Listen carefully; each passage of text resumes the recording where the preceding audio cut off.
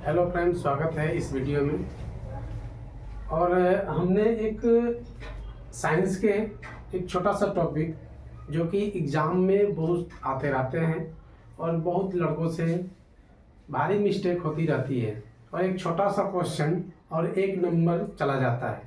तो आज हमने अदिश राशि और सदिश राशि में अंतर और वो क्वेश्चन पूछते हैं, उसको हम लास्ट में यहाँ पे बताएंगे कैसे क्वेश्चन आते हैं।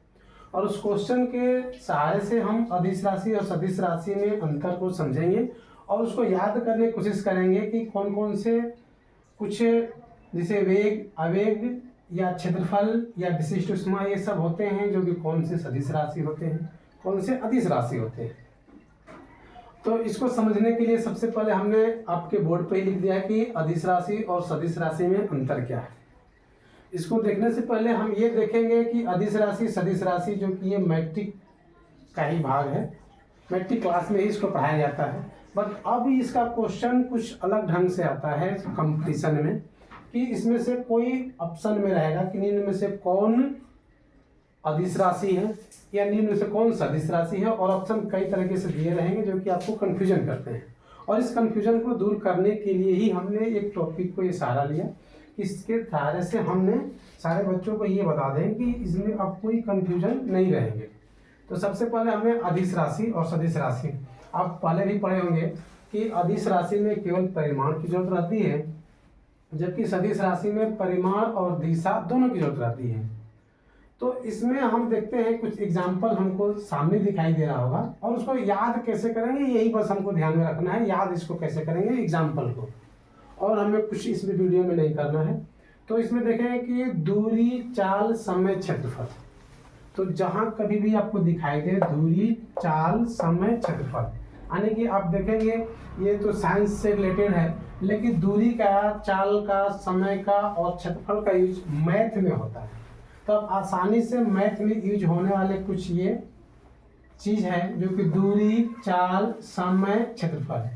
तो आप आसानी से इसको याद कर लीजिए कि दूरी, चाल, समय, क्षेत्रफल ये मैथ में यूज होने वाली है, इसीलिए इसको हम अदिश राशि के देखेंगे।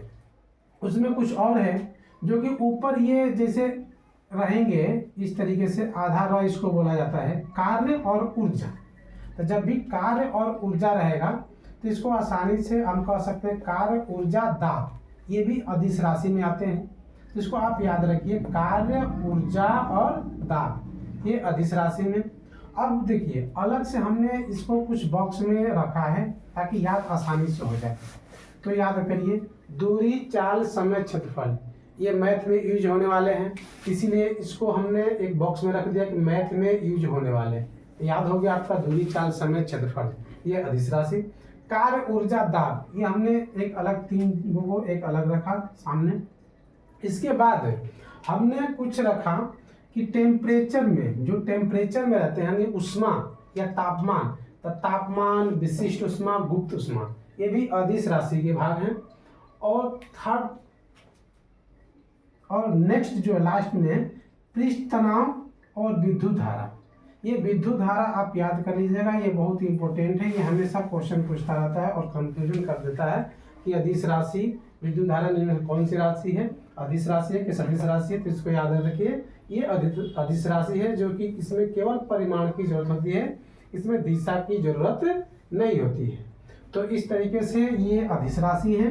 तो याद रखिए मैथ में यूज होने वाले दूरी, चाल, समय, क्षेत्रफल, कार्य, ऊर्जा, दाब, और टेम्परेचर में तापमान हो गया, विशिष्ट उष्मा हो गया, गुप्त उष्मा हो गया, और लास्ट में पृष्ठ तनाव और विद्युत धारा हो गया। इसको आप अदिश राशि, इसको आप आसानी से लिख लीजिएगा, लिखने के बाद आप आसानी से याद कर सकते हैं, इसीलिए हमने अलग अलग बना दिया। अब आते हैं सदिश राशि। सदिश राशि में परिमाण और दिशा दोनों की जरूरत होती है।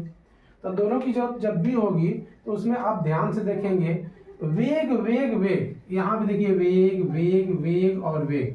तो जब भी वेग आए, जब भी वेग आए, वे वेग रहे, आवेग रहे, संवेग रहे, कुणीय वेग रहे, तो जब भी वेग आए तो वो समझ जाइए कि सदिश राशि है। वेग से रिलेटेड जो भी रहेंगे वो सदिश राशि। और उसी में दो है, एक बल और एक प्रतिबल। तो जब भी बल रहे तब बल से ही आपके आवेग संवेग बनते हैं। यानी कि बल से आवेग संवेग बनेंगे तब बल और आवेग संवेग सब आने की आपके सदिश राशि में आएंगे। और एक इसमें लास्ट है विद्युत घनत्व और जड़त्व आघूर्ण। इन दोनों को आप किसी तरीके से याद रखिए कि इन दोनों के लिए भी दोनों की जरूरत होती है, परिमाण और दिशा, तब विद्युत घनत्व और जड़त्व। एक बार और याद रखिए कि जब किसी भी क्वेश्चन में वेग आवेग संवेग कोणीय वेग बल प्रतिबल रहे, विद्युत घनत्व रहे, जड़त्व आघूर्ण रहे, ये सदिश राशि और ये आपके अदिश राशि, तो इसको आसानी से। और क्वेश्चन कैसे पूछते हैं हमने एक बार बता दिया है कि लिखा रहेगा कि निम्न में से कौन अदिश राशि है।